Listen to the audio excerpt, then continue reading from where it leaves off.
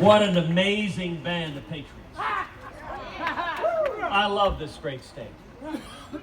I love the fierce, freedom-loving independence.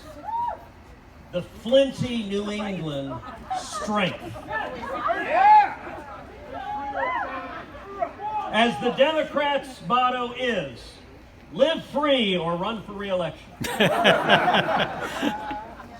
New Hampshire, you are warriors. And you understand the value of standing and fighting. I'm here today with a word of hope, with a word of encouragement.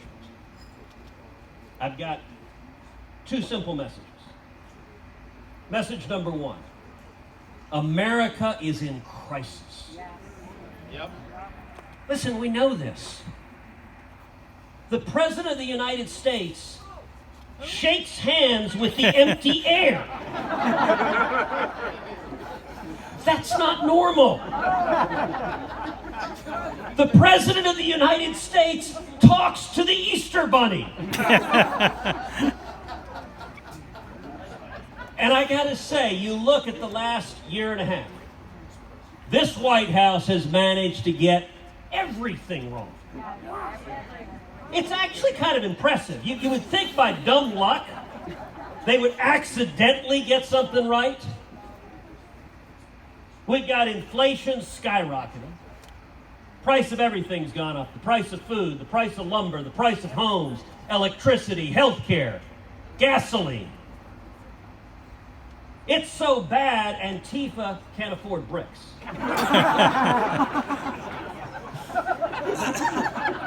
It's so bad, Eric Swalwell can't afford Chinese dinners.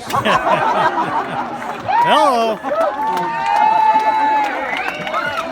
It is so bad. It is so bad that AOC can't afford fake handcuffs.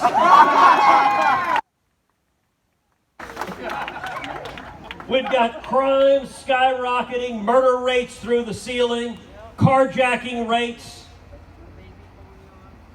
Mississippi can't afford. We've got water. Absolute chaos on the southern border. 4.2 million illegal immigrants in a year and a half. Mississippi can't afford water.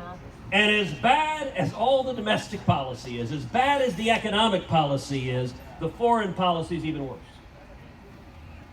We had the disgraceful and shameful surrender to the Taliban in Afghanistan, leaving Americans behind, letting 13 servicemen and women be murdered.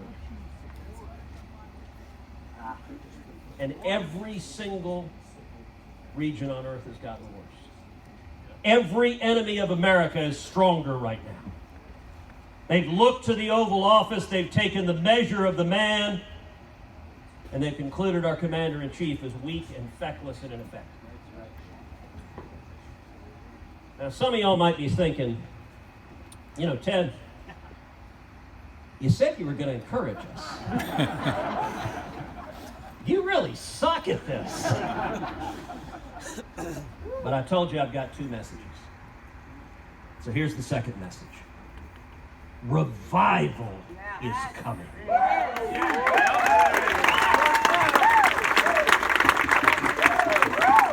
And I believe that with all of my heart.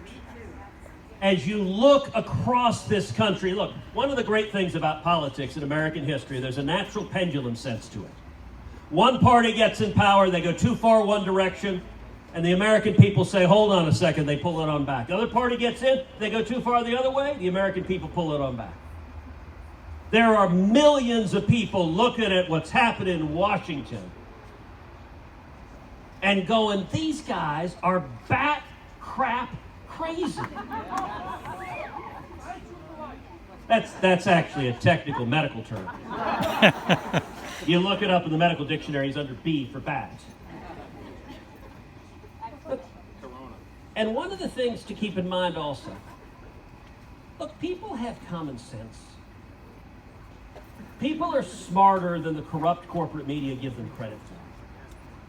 They look at the idiocy. They look at things that make no sense and they realize it. And you know, in a time of crisis, character is revealed. This COVID pandemic showed us a whole lot of petty tyrants who shut down small businesses, who shut down restaurants, who shut down bars, who shut down churches, who shut down schools. They shut down the world. We just got the data back that across this country, fourth graders, their test scores have plummeted in math and in reading. And guess what the Democrats did? You know who got hurt the most? Poor kids and African Americans. The racial gap is bigger because of idiot Democrats who had the idea, I know what's a good idea for the kids, let's shut down their school for a year and a half. That'll really help them learn. Or you look at something like mask policies. Now remember the mask policies when you had to go to a restaurant. You had to go to a restaurant, what were the rules? When you walk in, you must wear a mask until you sit down. And then when you sit down, take the mask off. Because of science. And so actually, I've got a theory, which is the COVID virus reacts to altitude. At 6 feet, it is deadly. Run and hide. At 3 feet, it is safe, it is harmless, it is a tonic for the bones. That actually explains why Fauci's safe. He's only 5 feet tall.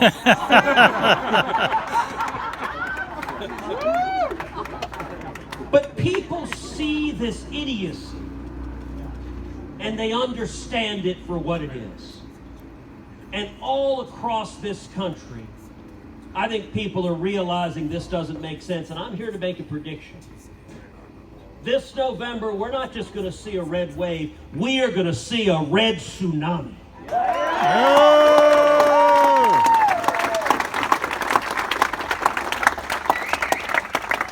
Republicans are going to retake the House, and we're going to retake the Senate. And New Hampshire is going to be pivotal in doing both. Yeah.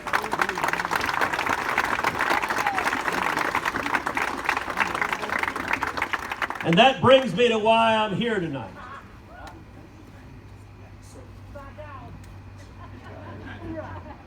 Absolutely. Well, that's true too. My philosophy in primaries is very simple. I endorse the strongest conservative who can win. Amen.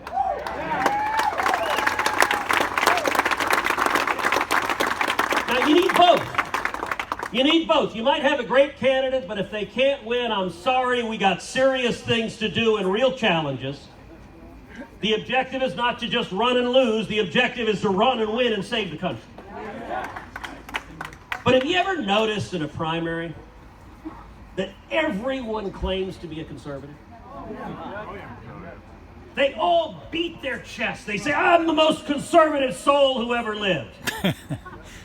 Bill, just once, I'd love to see a Republican candidate in a primary stand up and say, I am a moderate establishment squish. I stand for nothing whatsoever. Like, that would be wonderful and refreshing. They all claim to be somebody they're not. I'm a big believer, if you want to know who someone is, look at how they lived and how they walked. And the reason I'm supporting Karoline Leavitt for Congress is she is the strongest conservative in this race who will stand and fight and win.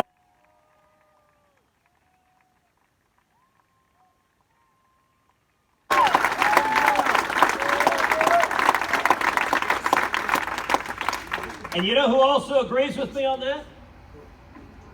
The Washington Swamp. Look, the Swamp is interesting. They're lousy poker players. You know, you play poker, someone has a tell, they start twisting their ring, they start pulling their ear. Well, the Swamp always tells you who they're afraid of. New Hampshire has seen in recent weeks $5 million in attack ads directed at sweet little Karoline Leavitt. You know, you really need to stop kicking puppies and eating kittens. Oh. It's just bad politics. And they tell you who they're afraid of because here's what they don't want. They don't want a member of Congress who will stand up to the party bosses. Because listen, we need to win in November, but the job isn't done in November. When we have a majority, we need to do something with the majority. Yeah.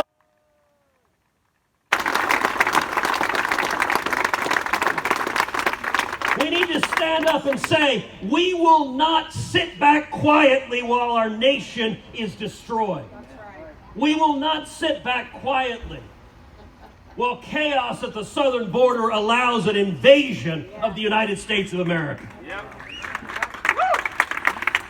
We will not sit back quietly while big government socialists create an army of 87,000 new IRS agents to descend upon the American people, to descend on small businesses, to descend on families. Tell you what I think we need to do. We need to abolish the IRS.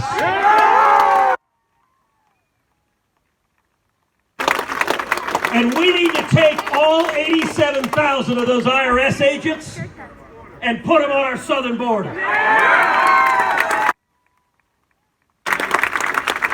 And by the way, stop for a second and think about this.